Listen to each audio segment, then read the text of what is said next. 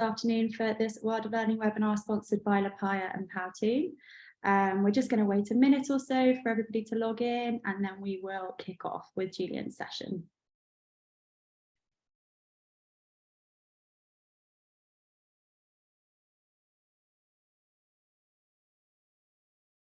Great. Okay, let's get things started. So firstly, I would like to thank our sponsors. So on behalf of the World of Learning, we would like to say thank you to Lepaya, who are a learning and development provider that focus on increasing talent retention and productivity through a blend of online, offline and virtual reality training experiences. And Powtoon, which is an all-in-one video creation platform for storytelling and learning. We've got a fantastic session lined up for you today, hosted by Julian Stodd, researcher, author, and founder of Sea Salt. So at this point, Julian, I'm going to hand over to you, and I look forward to a really insightful session this afternoon. Thank you, Sarah. Thanks for the introduction and warm welcome. And welcome, or just hit 100 as I started speaking there. So welcome everybody from all over the world, as I can see. All sorts of contexts. Thanks for sharing that. I'm going to take us on a journey today through storytelling in learning. We're going to think at the start a little bit about what stories are and how they work. And then we will go on to think about stories and sense making. So that's the first thing we're going to look at, very specific to learning, sense making and the creation of meaning, thinking about how we can bring that into the design, facilitation, support of learning. Then we're going to move into thinking about stories and power. So what powers stories, and perhaps crucially, what makes some stories fly whilst others just tend to die. So we're going to be exploring that. And then at the end, I'm going to draw it together with just a couple of quite practical ideas for how we can incorporate storytelling in learning. We'll see how far we get. I'm happy to respond to questions as we go. I'm keeping an eye on the chat, but if it moves very fast, I won't be able to see everything. So I've got Sam and Sarah here who are very kindly looking after us today, making sure that we can respond to as much as possible on this journey. So I can see people still coming in. You're very welcome. Thanks for taking the time to join us. I'm going to actually start with a question, because we're all here to talk about storytelling in learning. And so I just thought I'd actually start with a very sort of simple question, or well, maybe it's not that simple, I'm not sure, but what is a story? What have we all turned up for today? I don't know if anybody wants to share a view, a thought on that. If you want to type away there, I'll be able to see. There's a lot of conversation at the moment. There's a lot of interest in storytelling in learning, but sometimes perhaps we think about stories that are owned, controlled, stories that we can give to other people. Some stories are fixed, whilst others are very fluid. Andrea says a journey where change happens. For Paul, it's an escape. Escape from reality, escape from the current situation. John talks about something triggering an emotional response. Emotions and stories are very tied up. And he talks about capturing attention as a moral, so has its roots and foundations. We see a way to represent events in a way that evokes emotion for the listener. So there's a bit of a theme there about emotion and engagement. Martin says a shared experience. Jared says personal journey that makes a point and helps bring it home. Personal. So we can see, lots of these words about our connection with stories. Well, that's probably no surprise, because we are at heart storytellers. When we meet old friends, we tend to say, how are you? How was your journey? When we meet strangers, we tend to say, how was the weather? We start with small and safe stories, which let us establish commonality. Few of us would walk up to a stranger and ask them to talk about politics or religion. But with our best friends, once we've earned trust, once we've created the space that is safe, maybe we will have the environment where we can do that. So stories, what we can take from that is that stories are used to help us connect, and they're highly contextual to the space they're shared and the person that they are shared with. Of course, there are other types of stories. There are stories that hold us apart, stories of difference, stories of opposition, stories that drive us into conflict, stories that help us discover who the other is, who the enemy is. So stories can help us belong, stories can hold us apart. All in all, stories are a powerful thing to bring into learning. When I wrote in 2014, the first major book I wrote, called The Social Leadership Handbook, the version that was published was version 22 of the manuscript, but all the way up to version 21, that work was called The Storytelling Leader, a recognition that when we seek to find power and influence with people, when we seek to lead, what we're really doing is operating in a complex web of stories. So stories are interesting, but why would we think about them specifically in terms of learning? Well, I sketched this last year, thinking about learning at its highest level, because learning isn't simply an additive process. In our session today, it's unlikely that I'm going to give you something like a brick that you will stack on top of the other bricks in your brain to make a taller tower. Learning doesn't work like that.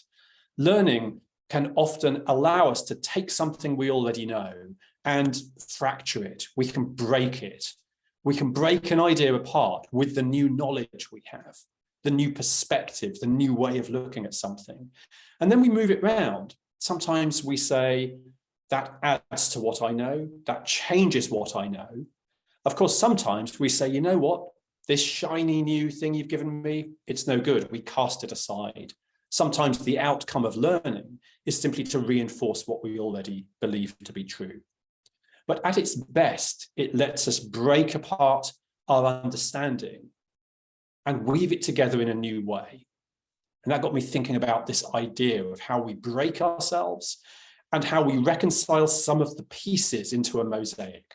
So when we learn, we typically don't leave behind what came before. We carry fragments of it forwards.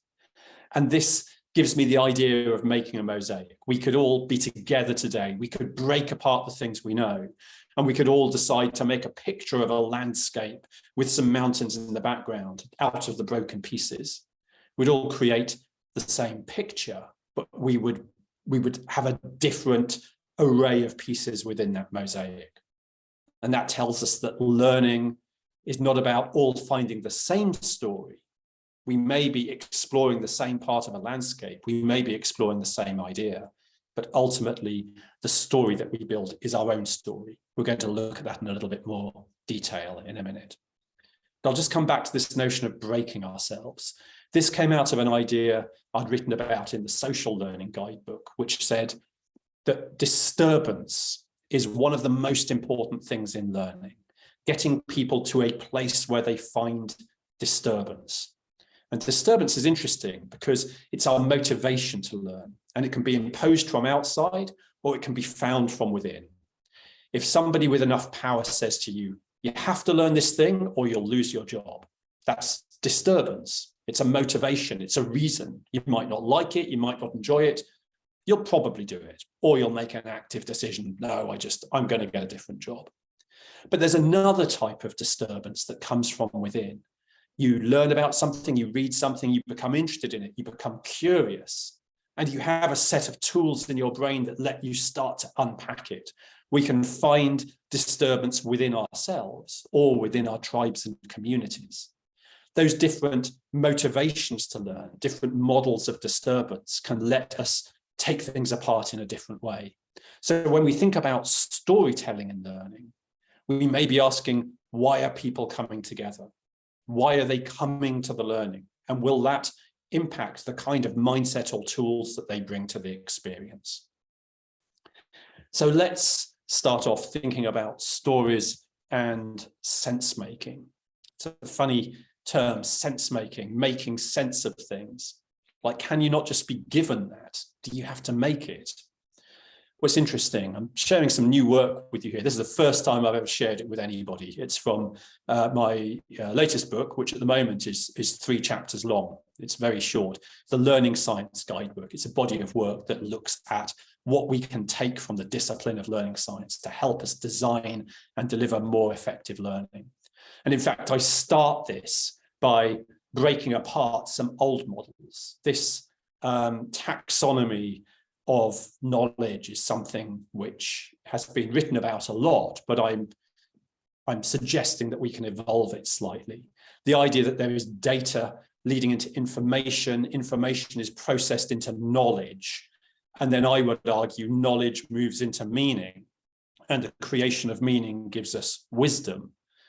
These might sound like rather abstract terms, but in fact, they're almost the most concrete thing we have, because this is a way of analyzing context and understanding into action. So historically, organizations were pretty good at knowledge. If Starbucks was trying to build a global coffee chain, it would build the knowledge in how to open new stores. It would build the knowledge of how to make great coffee and get people around the world making it the same way. It would build knowledge of its market, of its suppliers, its supply chains. It would build knowledge of its competitors. And indeed, historically, learning functions were largely entities that codified knowledge into packages, into books, into e-learning, into video, and then gave that knowledge to people. But learning in a modern organization is shifting. And one of the ways it's shifting is towards the creation of meaning. And meaning is the way that we understand the world.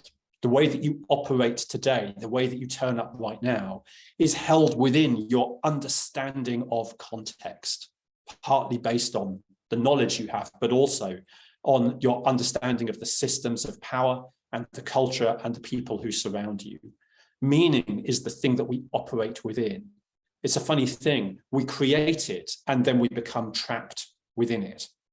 This leads organizations to try to change by creating new meaning. When they try to transform, when they try to change their culture, change their direction, be more innovative, be creative, drive engagement, a lot of that is to do with the creation of meaning. There are some fundamental differences here. Knowledge is easily codified. You can put it together and then you can train people in it and you can assess people in it.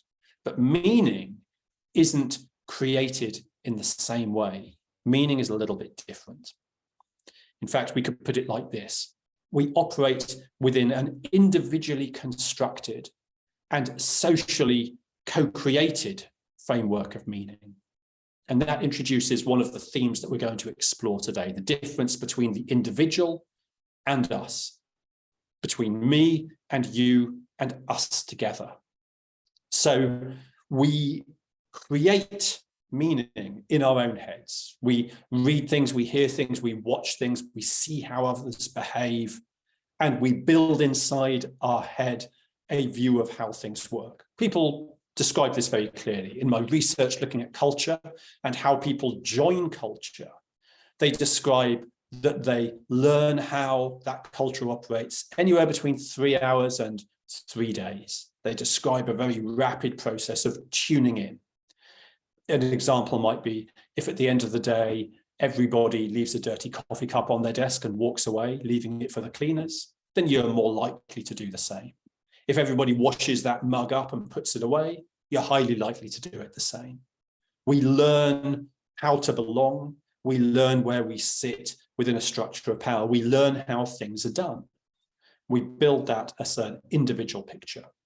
But there's also a socially co-created framework of meaning. Another way of describing that is as culture. So we find culture, we create culture through our actions. And these things don't necessarily line up. Understanding stories can help us understand the difference between these things. But let's dive a little bit further into that process of sense making. So learning is really an abstract activity until we do something with it. If I just pick up the knowledge or the ideas, until I do something with it, make sense of it, it's rather abstract. So individually, it's about reconciling the new against the current knowledge and context that I have. So it's individual. I may do one job, Sam may do a different job, maybe Tristan's doing a different job again. We are each in our individual context, and we each create that understanding of the world within that context. The context is always individual. So the story that we build in our own heads is individual. But collectively, we can bring those stories together and carry out collective sense making. But again, this isn't additive. The consensus of a group isn't everybody's opinion stacked up together. It's a little bit of everybody's opinion, but also we all get something left out. So in that sense, there is a tension between the thing we individually hold to be true and the thing that a group holds to be true. And that's a useful thing for us to understand in learning. The creation of meaning gives us the space to operate. When we understand a system, when we feel comfortable with a subject or a topic, we are able to operate nearer to the boundaries of it. We are able to be more creative. We're able to be more brave. So we want to think a little bit about how that context is held. So let me ask you a question. As you think about stories, the stories that live in your organization, the stories that are created during the process of learning, where do your stories live? As you look around yourself today, where do your stories live? While you're thinking about that, I'm just going to see a couple of things in the chat here. Mark's saying storytelling has the potential to bring training to life, to properly engage. Absolutely. And of course, it has the opposite thing. It could engage us or it could drive us away. Again, finding that commonality and thinking to ourselves, are we trying to get people to subscribe to our story or to write their own story or to write themselves into our story? That's an idea we'll come on to in a minute. Vicky is saying, I find storytelling helps to make dry, heavy content like legislation more engaging. It's very beneficial to help the listener remember the content that you shared. Absolutely, giving a context to it, putting a human face on it or a relatable face to it. So Anya is saying stories live in scenarios, in case studies. Yes, case studies that we see around us. Andrea says, in disseminating knowledge, creating replicable models from good practice in the educational sector. Fergus, that's interesting, Fergus, you're saying in traditions, in family stories, folklores, and on dusty bookshelves and in memories. Exactly. So you talk about this dynamic nature of stories.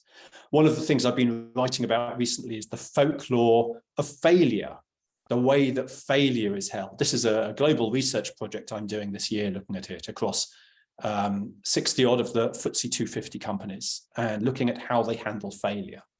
And the funny thing is, not one of them so far has a mechanism, a methodology for doing it. They tend to rely on intuition, and in doing so, they create a folklore, like a mist that drifts around their culture, around their organization. So when people think about doing something, they remember that family story, they remember the folklore, and they hold themselves back from taking action. Martin said something really nice. Our stories live in other people, whether that's peers or in communications from people in power. So absolutely, you raise an interesting thing about stories. They live in other people. Sometimes they are written around other people. So if I start saying, well, Martin, he's a really interesting chap. He's quite quirky. He's a little bit ditzy, a bit crazy, but really nice guy. I start to write a story around him. I start to steal his power away by telling a story.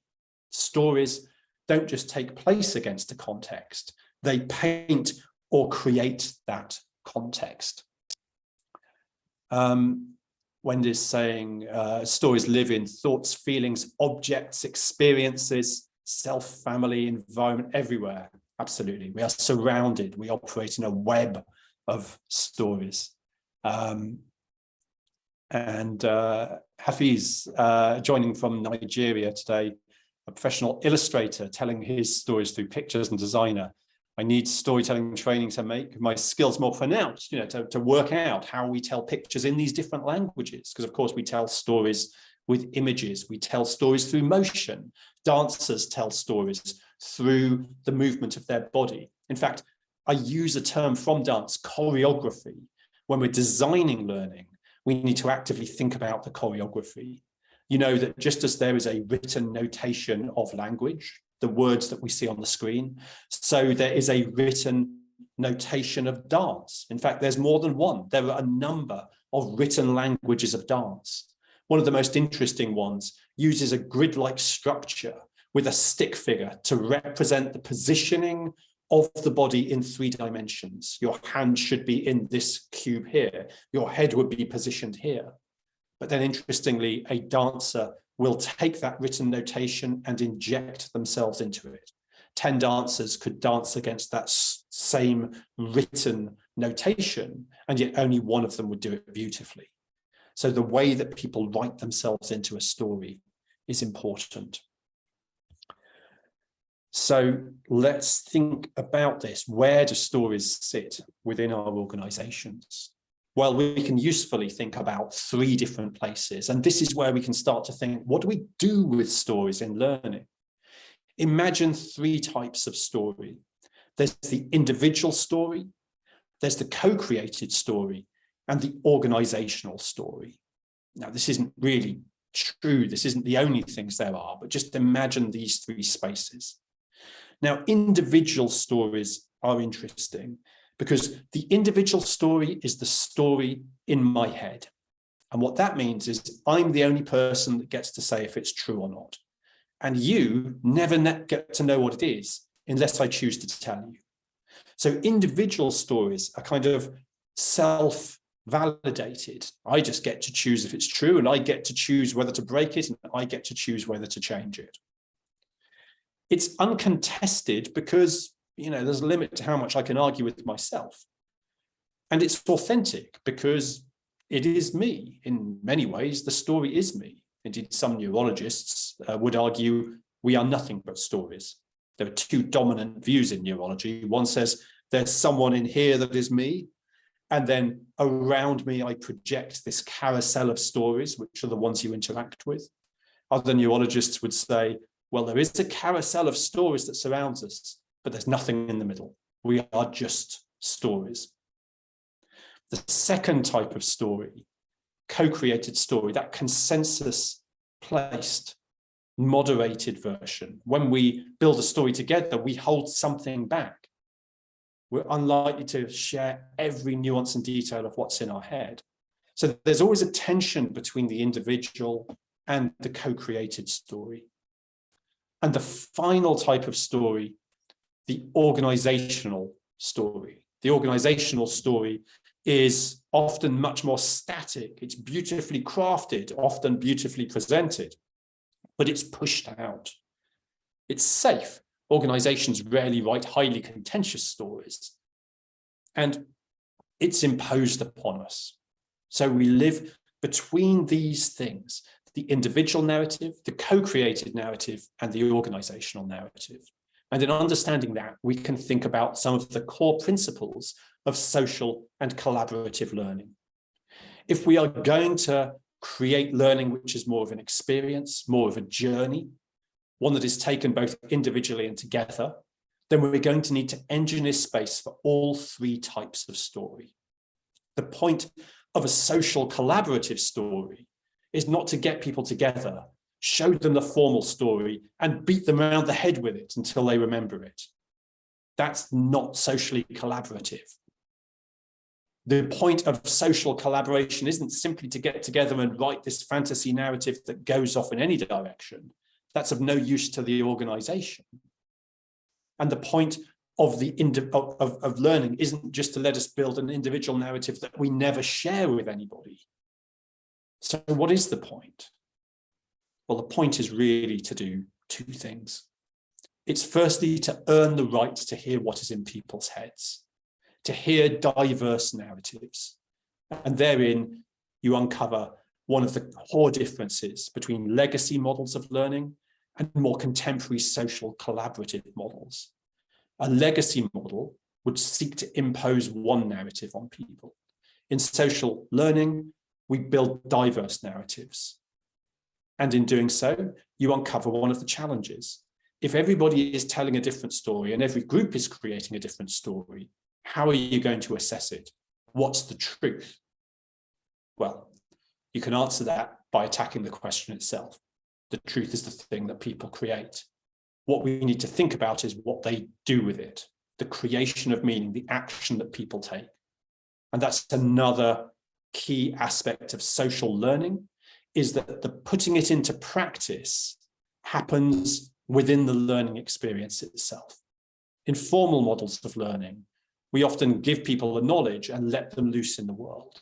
In social models of learning, we give them some knowledge, but we listen to what they have to say. We conduct this collective sense-making with divergent ideas coming out of it, and then we put it into practice. And then we come back together and we say, what just happened? So we build a different type of capability. Now, if you're interested in that work, you can find in this book, this is a free book, the Social Learning Guidebook talks about this, the specific methodology and ideas of social collaborative learning. Let me just answer some of the questions, come to some of the questions, things that we've got on here. There's quite a lot, so let's have a little look. Henno has said, what are some of the things to avoid when telling stories? I'll give you one answer to that, is to avoid believing that your truth is everybody's truth. Very often, when we find consensus, especially within one group, we think we've heard everything there is to hear. But it's worth remembering that socially, we tend to sit within tribes, within trusted structures that come up with one view of the world. But part of our brain should always say, but what do the other people think? You know, I was working with someone recently on a culture program, and they said to me, I think we've turned a story, but we've turned a corner with this transformation we're doing. And I said to her, you're absolutely right. You have turned a corner. But that doesn't mean everybody has turned that corner. She had got to a place where she had come to believe and act in the new way. But just because something is in our head doesn't mean it's in other people's heads. So what we need to do is seek to hear those differences. Andrea's asked, are organizational stories always a result of co-creation? No, not at all. Sometimes organizational stories are a founder or a hero shouting it from the top. Sometimes that's the journey we are asked to make. Some stories are not meant to be changed. If you are religious and you're given a Bible, nobody says to you, please rewrite this in your own words. Just the opposite. It's a sacred text. It's not supposed to be changed. But other types of story are. If somebody gives you a diary, you are expected to write yourself into it, quite literally. You could write it, I could write it, and each of us would have written the story of the year, but it would be an entirely individual narrative. Hafiz has said some insight best practices to get started with storytelling, static dynamic storytelling. So, I mean, I will say in the social learning book, at the end of every section, I've got some sort of practical ideas of what you can do. And after this session, we'll be sharing some ideas for little experiments that you can carry out. But a very simple thing to do is to ask people to create a story of their understanding. I'll give you an example. In one of the programs I'm running at the moment about communities, I ask people to draw their landscape of communities, a visual story. What does that landscape look like? Is it next to the sea with waves crashing? Is it a mountain? Is it about feeling safe inside a house? You know, what does it look like? And the funny thing is you can analyze those stories. Again, I'll give you some ideas. When you ask people to illustrate what leadership looks like, they typically draw illustrations of height and reach. They draw flowers and trees and rocket ships and shooting stars. When you ask them to illustrate authenticity, they illustrate roots and the foundations of castles. So we can use visual stories to help explore a topic.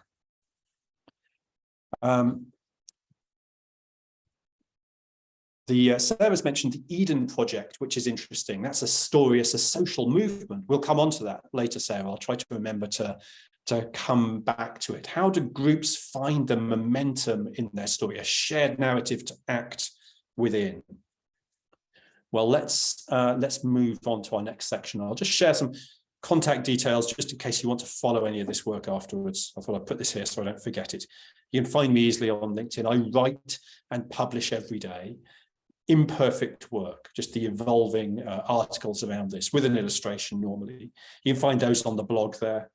On Substack, I've been doing this new site called Learning Fragments, which is a video blog exploring core ideas. That's where I'm working out loud on the Learning Science Guidebook. And of course, unless it's blown up while we were on this call, I'm still over on Twitter, as some of you may be. Let's think about stories and power. Well, the landscape of stories that learning takes place against isn't a smooth and flat plain. It's often quite a stormy and choppy sea. Different stories flying in different directions, often doing damage to each other. We can understand the social structure as stories battling it out for supremacy. What we see is that some stories gain traction whilst others don't. Now, when we put together learning, we are often trying to get something to happen. We're often aiming for a defined outcome. We may want people to behave in a certain way. We may want them to think in a certain way or act in a certain way. Within organizations, very little learning is entirely abstract. Within higher education, it could be. We could say the study of philosophy, the study of fine art is the end in itself. But within organizations, we usually mean something a little bit different. In fact, I had to write a definition of learning for the Learning Science book. And so after a little bit of thought, I said learning is about effectiveness, because I think for organizations it is. Organizations invest time and energy and effort and money in learning because they want people to be different at the end of it. And that understanding of different is important. Do we just want people to think differently or do things differently? Well, typically we want them to do things differently, a foundation of knowledge leading into action. So one of the stories that we're going to be interested in is the story of change. As I learn, as I go through an experience, being able to share what I'm doing. This is what I hope to do. This is what I'm trying to do. This is what I did. This is what happened. This is what I could take away from it.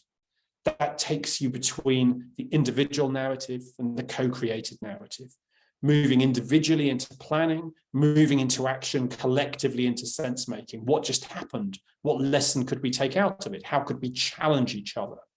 These are parts of the complex stories. So how would we think about that? Well, one way to think about how stories work in change is to think about the language of protest. Why is it that some protests are effective, some social movements are effective, whilst others just fizzle out? Well, there are some common features about protests that gain traction. They typically find a language that works. And often it's not a language which is too precise. And one way to think about this is how we describe things. We can use language to describe a thing itself. So we can say, I have a glass mug which is 14 centimeters high and 8 centimeters across. I can describe the thing. Or I can say, do you want to join me for a coffee? I can describe the context of the thing and we can imagine the mug within it. If we try to get people to learn something very specific, we are limiting ourselves, when often what we're trying to do is to get them to explore their practice, to explore things in action. So instead of telling people something, it's often best to ask them something, to get them to explore it, to use our learning design to create spaces and opportunities and support for storytelling, to ask them to bring something of their everyday into the learning experience. So what that means is we often lead with questions. This is the nature of social collaborative learning. It's not one answer we're giving to everybody. We are seeking to surface local answers and then to look at them together globally. So the language of protest tells us that finding the right words is important, but also finding the behaviours and choreography of action is important. In the UK at the moment, we see protests against oil consumption, which are involving people gluing themselves to railings or dangling off bridges and bringing traffic to a halt. They have found a language of protest, which is proving to be highly effective. It disrupts a formal system. So when we think about learning, we can think, what will be our language of learning? What will it be? Will it be a language of curiosity or a language of certainty? Will it be a language of learning or rehearsal or performance? If we want people to bring stories which are authentic, we'll need to take ourselves out of a performance space, and to do so explicitly. To say to people, when we are coming together in a group, in a community, in a cohort to learn, what type of space will this be? How will we hold each other safely? In the landscape of trust research, which I published in 2019, we saw that trust most commonly breaks down because people hold their understanding of it implicitly. And the best thing we can do is make it explicit. So we can say within a learning space, this is your space to learn. It will be unrecorded. The people who are in this space are just participants. We can even let people write their own rules for a space. They can even name the space they are in. All of these things can drive up engagement. Engagement's a funny thing. It normally sits in the top 3 things organizations say they desire. They want engagement. And they often do the things that break engagement. So for example, the trust research showed clearly that people trust formal technology, that given to them by the organization, about 30% less than they trust social technology. In a different piece of research, looking at the landscape of communities, people described on average they were a member of 15 different communities, the majority of which were invisible to the organization. Across 5,000 workers in the National Health Service, we saw people describing that they used 17 different technologies to collaborate on a weekly basis, 16 of which they were explicitly forbidden from using. So what we see there is not troublemakers and dissidents.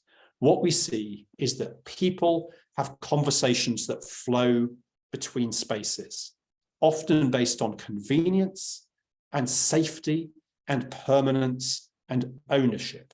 So when we think about stories, those can be things for us to think about.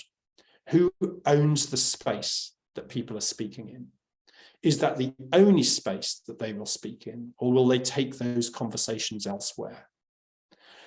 What is the permanence of what is said, and how will we respond to it? In fact, in that, we see one of the common reasons for the failure of social collaborative learning. There are 2 common places where we trip up. The first is that organizations say, we want you to bring your own stories. We want you to surface your own truth. And nothing happens because they've relied on technology to do that, when in fact the safety to participate in storytelling is about trust and belief and pride and identity. The other thing that happens is people do share their stories, but they're not the stories that the organization wants to hear. And suddenly it says, stop telling that story. It punishes people, it stops them, it calls them a troublemaker. And then that folklore of failure starts to permeate. It stops the sharing of stories. More often than not, it is organizations themselves, through their desire to retain control and for uniformity and consistency, that prevent the effective use of storytelling. And yet everybody believes in stories.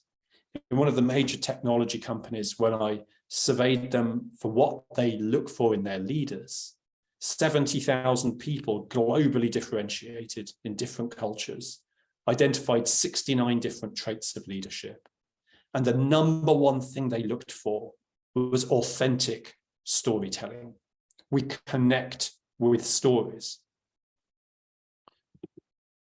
When organizations find their culture is fracturing, when it becomes difficult, it's often because of stories battling each other.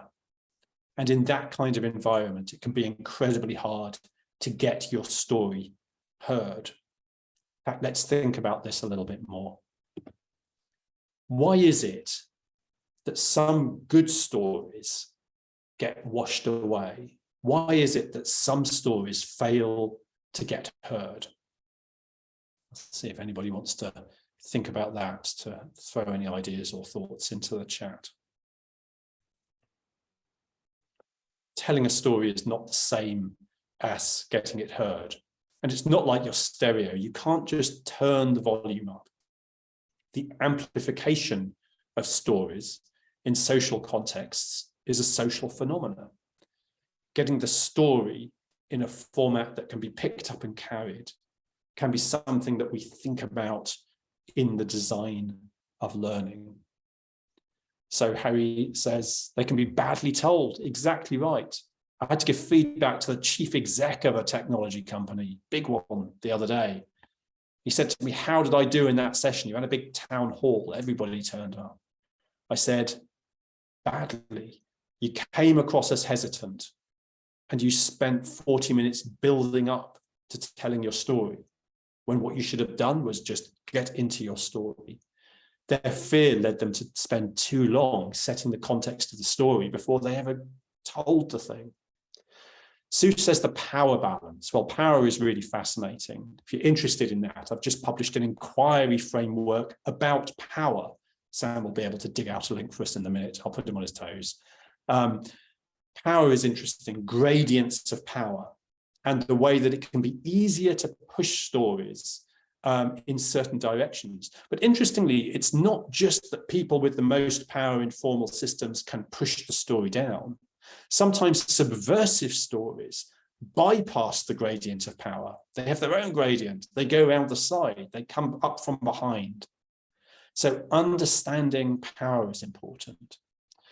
Tracy says, lack of psychological safety to want to share. Now, that's really interesting. Actually, psychological safety is one of the case studies I'm writing about in the learning science work, because it's a much used term in organizations today. And organizations forget that it's not real. Psychological safety is not a real thing. It's what's called a group social phenomenon. It's a type of story that is created between people, exactly like trust. So psychological safety could be a great thing for us if it holds us safe, but a group of bullies can have psychological safety as well. Sometimes I say it's not like gravity. If I have a brick and I drop it here, it's going to land on my foot and it's going to hurt. And if I post that brick to Tracy and you drop it on your foot, it's going to hurt you too, because gravity is operating the same wherever we are. Psychological safety isn't like that. If we don't believe in it, it doesn't exist. But what you find in your question there is that's what we have to discover. Firstly, is this a safe space and how would we even know? But secondly, to remember that thing, just because a space is safe for us does not mean it's safe for everyone. When we move to social collaboration, we are operating meta-tribally. We are operating across different spaces. So we have a responsibility to reach out to ensure people are safe. Laura says, stories get washed away because they seem implausible or forced. John says they fail to tell us anything about ourselves. We can't write ourselves into that story. We can't find ourselves in that story. It's just too abstract. Andrea says they're not shared and embraced by the majority. That's interesting. Some stories need to be held by a majority, but some stories are proudly held by minorities as well. And sometimes we need to ask ourselves, are we seeking consistency and conformity? Are we seeking for everybody to hold the same story? Or could our culture allow us to thrive with different stories? This is something I've been asking in an organization at the moment in a big program about values. I said, do you need to write your values, or do you just need to hear people telling you what their values are? Which of those approaches is better? 5 things that everybody tells you are true, or everybody's 5 things that they believe are true? That, again, can be something that is relevant in our learning design. And when it comes to assessment, is assessment going to be everybody repeating our story back to us? Or is assessment going to be everybody telling us their story and why it is their story? Or looking at all of the stories and analysing commonality and difference? Maybe excellence can be held in diverse and conflicting narratives where we are able to narrate the difference. Deborah says, if someone isn't ready or willing to hear it, quite right, context can prevent us. And people can be blind to it. It's very interesting. And another session I ran on values last week, people were talking about inclusion and a favorite theme of organizational values. And there were 13 people in that room talking about inclusion. And then somebody said, a woman spoke up and said, I work part-time and I am excluded and I feel I have no power. And the group spent 20 minutes trying to convince her that she had power. And she got to the end and she said, thank you for telling me what I should feel, but let me tell you, I have no power. And it spoke to me about how we seek to impose stories on others when what we could probably usefully do is listen to their story. Story listening can be much harder than storytelling. Mariana, they're told in the wrong moment, absolutely. Fergus, inequality of power, resource, fear, power balance, again, we come back to that, misogyny, racism, absolutely right context. Delivered by someone perceived as untrustworthy, Martin says. And of course, the clue is in what you said there, perceived as untrustworthy. Somebody that is untrustworthy to you may be trustworthy to me. But there's another interesting phenomena of trust that shows up in the research. Martin, I may say, I trust you right now. And then in our next call, in a different context, I may not trust you at all. Trust is highly contextual. But again, we need to take the time to articulate this, to explore it, to make what is implicit explicit. So let me move us forward. Building stories in learning, thinking about this. Is it going to be one huge wave or lots of little waves? Are we just creating ripples and looking at the ripples? What do you seek? Consistency and conformity, or diversity and difference? What will you use the group for? To tell them a story or to listen to their stories? How will you capture and publish and share those stories? Because often a story that's safe in one context becomes dangerous when it's shared more widely. So how will you hold people safely?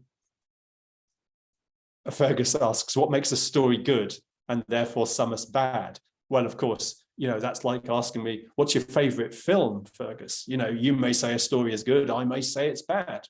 It is largely a matter of individual judgment, and also the reason why I can't tell you what your next favorite album will be. In fact, the more I try to tell you what to believe, the less likely you are to believe it. Of course, some stories survive. Some narratives have great power, often for some of the reasons that people have been talking about here.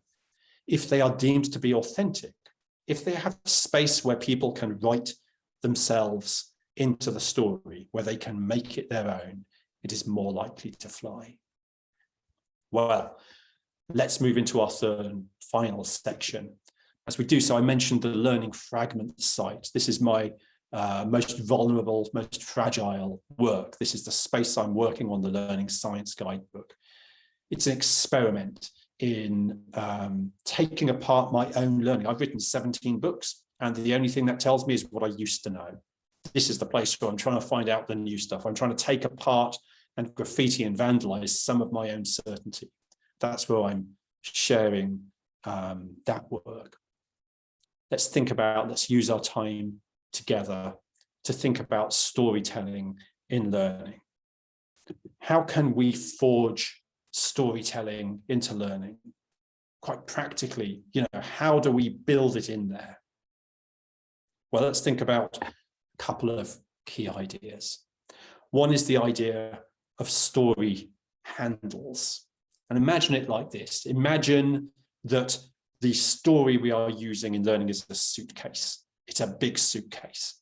When you look at it and you think, where's the handle? How am I going to move that thing? Has it got wheels on the bottom of it? Some types of story have a handle on the top. You can just pick it up and carry it with you. If I say to you, I'm going to tell you something, I want you to take this and tell it to your team. Then I just want you to pick it up by the handle, carry it and put it down somewhere else. Then get those people to pick it up, carry it, put it down somewhere else. I might not want you to change that story. Or I might say it's okay to add your sticker onto the outside, but don't open it up, whatever you do. Some types of stories just get carried. Other types of story are empty. I might say, we're going to lend you my suitcase for your trip. Use it, have fun with it, have a great trip. When you get back, empty it out, give it to the next person. Let them carry that case with them. Some types of story, we can just put ourselves into them. We can think about this. When we're using stories in learning, we can think about these 4 areas. Engagement. Are we going to include space and opportunity to engage? Which can be very simple. It could be a case that I tell you a story, and then I ask you to write your version of that story.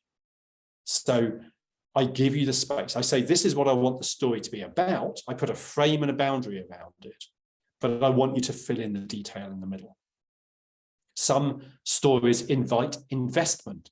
I tell you a story and I want you to do something with it. I don't want you to just read it, put it back on that shelf to gather dust. I don't want you to put it down and forget about it. I want you to use it as a tool, as a hammer, as a screwdriver. I want you to use it to break something apart. Maybe that's a story about permission and about power. Some stories gain power by being highly relevant to a thing we have to do right now. Relevance and timeliness can be important, and they can be important in story listening as well. Tell me your most urgent need. Just asking people, in order to put this learning into practice, what do you need? Sometimes I ask very simple questions. How will you support each other? Tell me that story. How will you support each other when things are calm? And how will you support each other when things are on fire? How will you handle failure? These are stories, but they're opportunities for us to make the implicit explicit. And ownership, giving ownership to people, to make it clear. I've given you everything I can, now I need you to learn. When we start talking about experimenting and taking ideas into practice, we can give up ownership of a story, let people carry it forward. The other thing we can do is think about the role of the storyteller.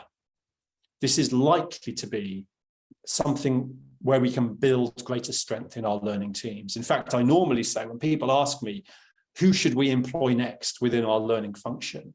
What's the gap that we have in our team? I think storytelling is a great place to start. But thinking about what they do. When we are building our online communities, when we're seeking to generate engagement and momentum in learning, what do we want people to do? Well, we want them to create space, to make those decisions. Do we want people to use one technology or multiple technologies? Do we want them to keep their stories to themselves or use them in small groups or share them with everyone? Create space by discussing explicitly how trust will operate. Discuss explicitly how failure will operate. Set the rules and get people to engage in setting the rules. Hold the edges of a space, not to moderate it, to stop things being said, but to help the group find the strength to moderate themselves. Scaffolded social learning, the type of learning I talked about in that book on social learning, is about edges, boundaries and gateways. Boundaries with space and freedom to explore, but still gateways that we have to pass through. This speaks to one of the challenges for organizations as we move towards social models of learning. We need a different focus of our resource. It often requires more work at the design stage.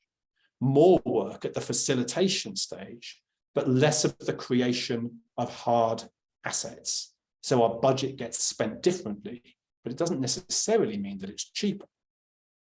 Finding threads. The role of a storyteller in learning is to find threads.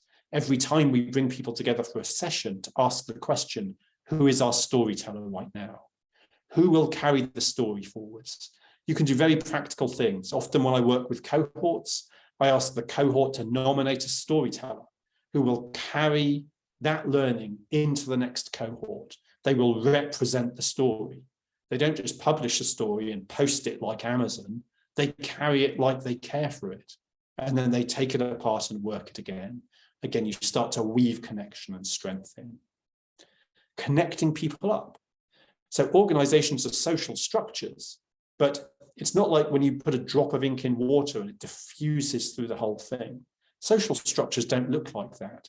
It's more like frog's eggs in water. It's clumped and clustered, lots of small structures held separate from each other. The role of a storyteller in learning can be to knock a hole in that wall and to walk out into the wilderness, to actively find people.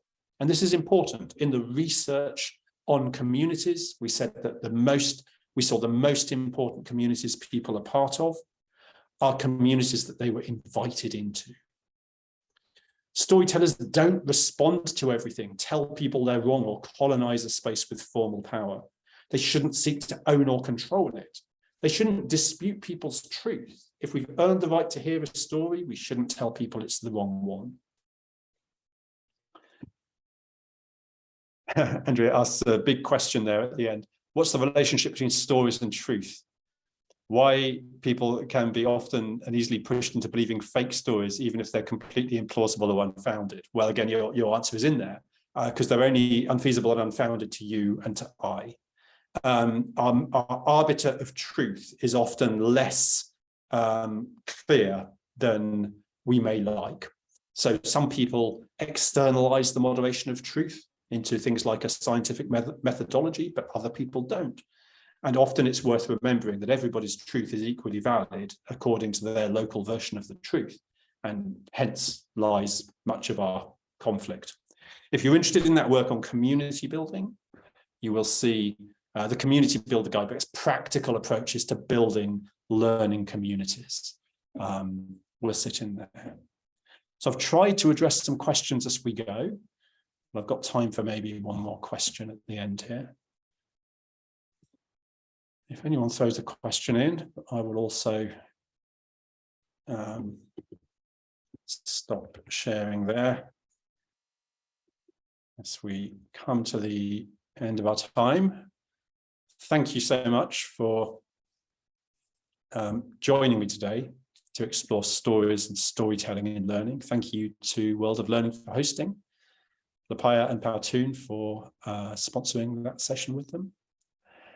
And I think Sarah's posted there just to say thank you to everybody. Thanks for all your support setting up the session.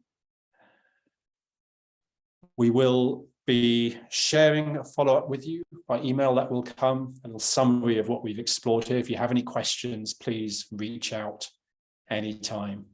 Thank you, everybody, for joining for the session today. Thank you.